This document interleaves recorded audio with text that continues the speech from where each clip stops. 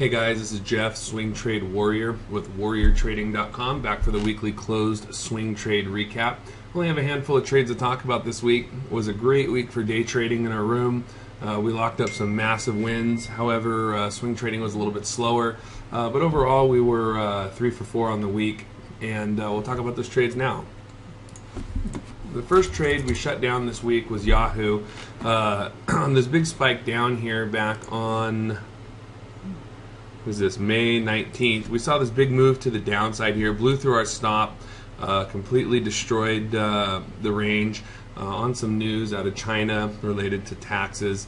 BABA conversely caught a big spike up. I had BABA on the watch list for the next day, and it ended up running 4 points from our entry there, but I missed the trade because I was busy day trading, unfortunately. So, however, a couple of our members took that trade, and they did really well on it.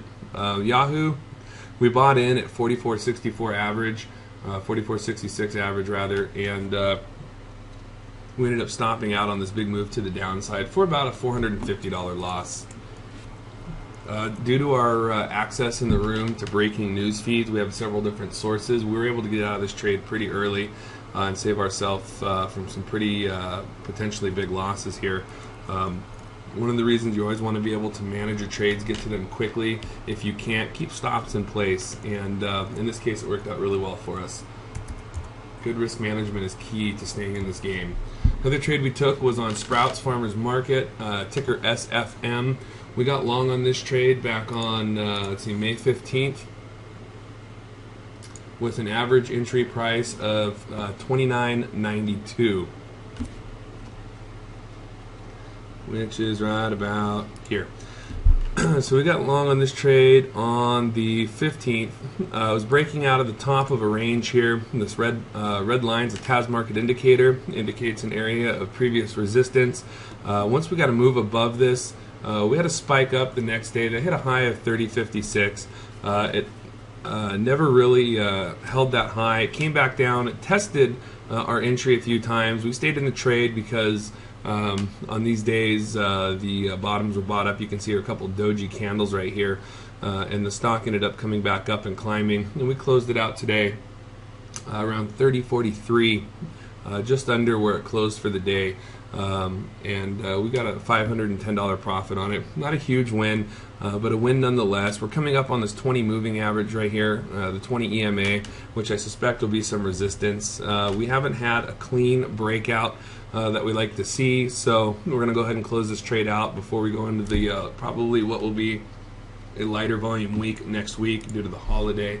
But again, a winner, paid for our Yahoo trade and then some, and brings us to our next trade on RAD, which is Rite Aid.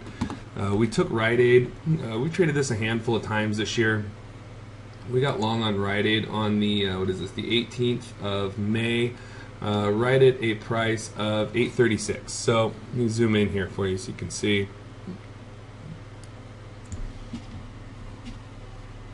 Okay, this bar right here, this red line that I just covered up, is it's a TAS market box, and it shows us an area of previous resistance that we're likely to see a breakout over, and we did get a breakout over that box. We tested. Let's see, we got long. We get an arrow in here for you. Got long on this trade on the 18th, which is right here. We put in a big move up. We closed this day up 8.43. It's only up a few pennies on the trade, but we took a pretty medium-sized position here. We had 4,000 shares. The next day, it popped up but couldn't hold, and it ended up closing a little lower, but setting our stop below the previous day's low kept us in this trade. We're well within this overall flag here. And we gave it a couple more days to move, and finally today we got a bigger push to the upside, and we ended up exiting this trade in the 50s, and we took about $700 in profit off this trade. Not the clean big move that I wanted to see to the upside. I do think this trade keeps going. It does have room to $9 or so, somewhere in the $8.90, $9 range. The next area of resistance that we had to get through is $8.50, which we did today. I sold into the move over that resistance area. We stopped at a high of 860 on the trade. We never made it much higher. I do think if the market holds up next week, we will see potentially see a squeeze. But I had held this trade for 4 or 5 days, and so I wasn't really looking to hold it much longer. That's kind of the maximum amount of time I want to be in a position. So we do have 3 green bars in a row.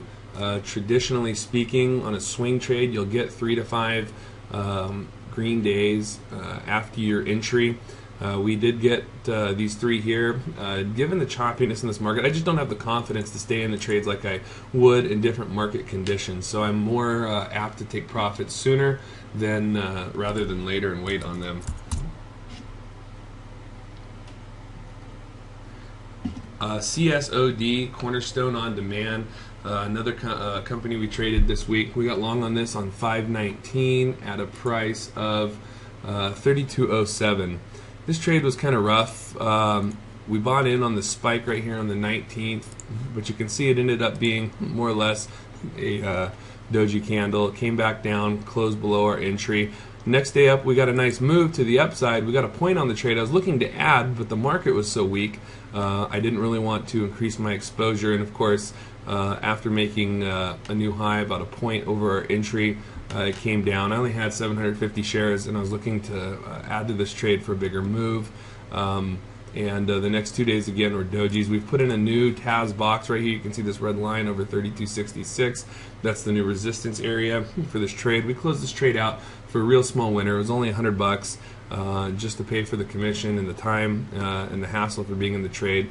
I do think this goes higher. I like the story here, but again, look at the extension on the daily chart. We've got 1, 2, 3, 4, 5, 6 green candles out of the last 9. So I would not be surprised if we saw a quick breather and a pullback down to the $31 area.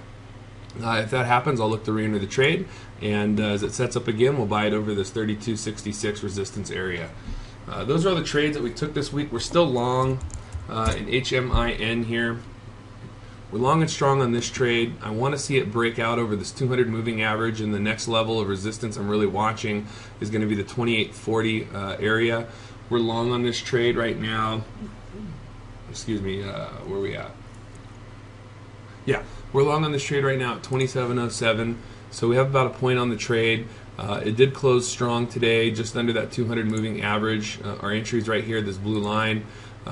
So we're well above that. We're above the breakout area, and like I said, I'm definitely looking to add to this trade over this 28.50 mark for a pushback to $29, $30.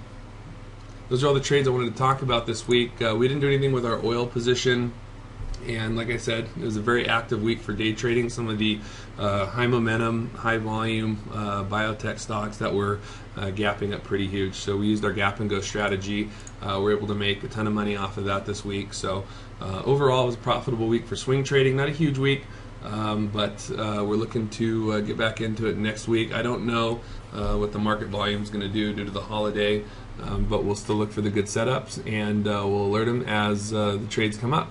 Other than that, I hope everybody has a great long weekend. Remember, the markets are closed on Monday to celebrate Memorial Day. If you guys have any questions about anything in this video or about any trades, just go ahead and shoot me an email, jeff@warriortrading.com.